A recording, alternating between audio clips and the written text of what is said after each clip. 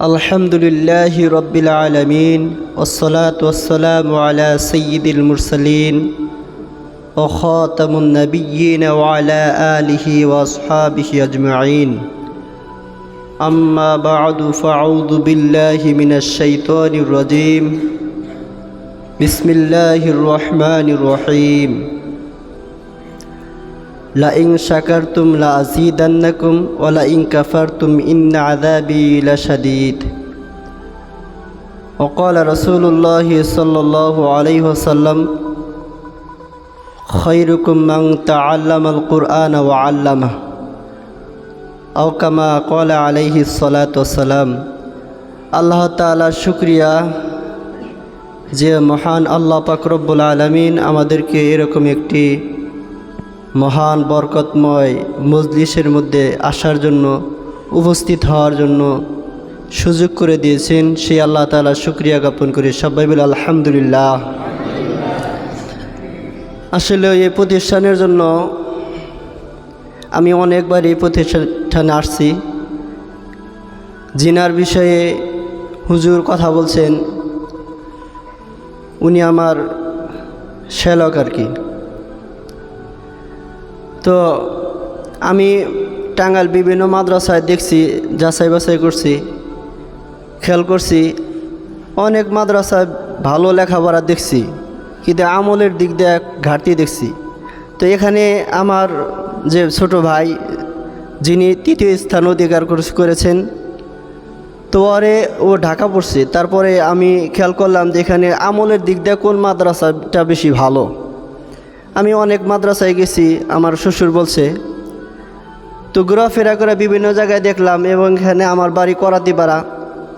পরিবেশের দিক দিয়ে, আমলের দিক দিয়ে আমি কয়েকবার এখানে আসছি। ছাত্রদের আমল, আখলাক, মুআমালাত, মুআশারাত আমার খুব পছন্দ হয়েছে, এবং হুজুরদের যে আচার আচরণ, মানে অভিভাবকরা আসলে তাদের কদর করা, কি পরিমাণ তারা যে মানে উৎসাহিত হয়, এটা অনেক বড় একটা মানে দৌলতের বিষয়। প্রতিষ্ঠান চালাইতে হলে কিছু কৌশল আছে, কিছু দিক নির্দেশনা আছে। এই যে কৌশলগুলো, অভিভাবকদের সম্মান করা, শ্রদ্ধা করা, এটা অনেক বড় একটা কৌশল। তো আলহামদুলিল্লাহ ওনাদের কাছ থেকে আমরা এই অভিভাবকদের যে সমাদর করা, আদর করা, এটা আমরা পেয়েছি আর কি, অনেক ভালো। এখানে আমি সর্বপ্রথম যে সময় আসলাম, 1 মিনিট একটু সময় বেশি নেই, মানে একটু কারগুজারি শুনি।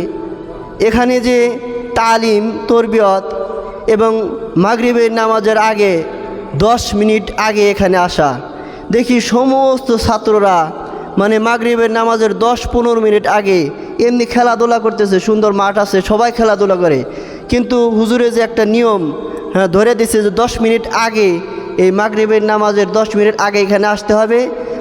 আসার পরে তাসবিহ তাহলিল পাঠ করতে হবে, তারপর দোয়া করতে হবে। আমি যে কয়দিন আসছি, একদিনে এই আমল থেকে তাদের বিরতি দেখি নাই। সুবহানাল্লাহ।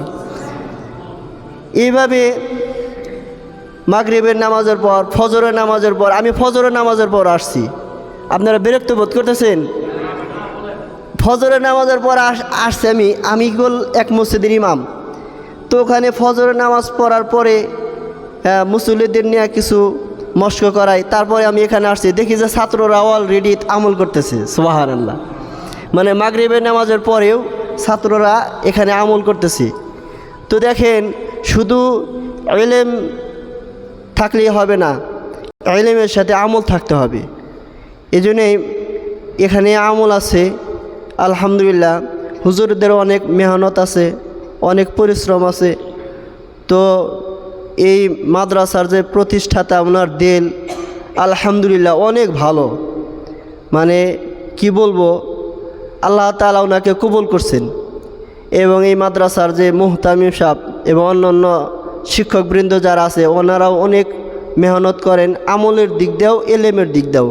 তো আপনাদের যদি কোনো ছাত্র এরকম থাকে মাদ্রাসায় লেখাপড়া করানোর মতো, তাহলে ইনশাআল্লাহ তাআলা এই প্রতিষ্ঠানে দিয়ে ইনশাআল্লাহ আপনার সন্তানকেও ইনশাআল্লাহ তাআলা বাংলাদেশের মধ্যে সেরা হাফেজ আলেম বানাইতে পারি ইনশাআল্লাহ তাআলা। এই বলে আমি সংক্ষিপ্ত বক্তব্য শেষ করলাম। আসসালামু আলাইকুম।